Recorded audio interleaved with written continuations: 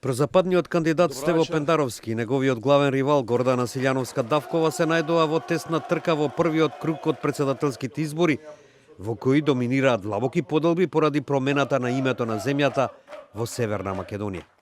Ова го наведува новинската агенција Reuters, оценувајќи дека договорот од Преспа продолжува да ги дели македонците и оти ги засени сите други прашања за време на изборната кампања.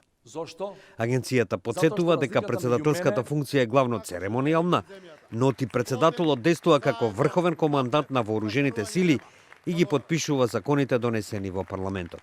Гласањето за претежно церемонијалната функција доаѓа на помалку од 3 месеци од како стапи во сила договорот со Атина за промена на името, со што се стави крај на деценискиот спор меѓу соседите, наведува и новинската агенција France Press.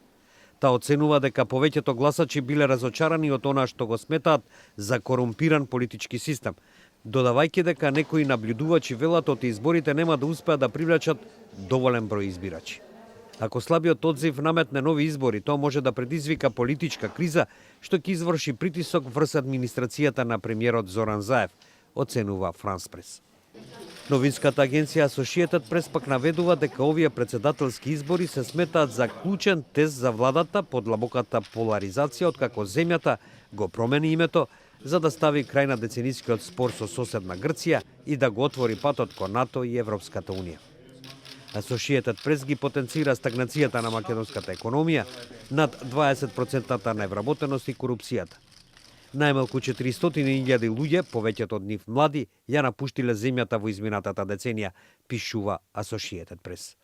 Германската новинска агенција ДПА наведува дека Пендаровски го поддржува договорот со Грција, додека Силјановска-Давкова и актуелниот претседател Ѓорги Иванов од ВМРО ДПМНЕ, иако сакаат да влезат во НАТО и Европската унија, се критични околу промената на името.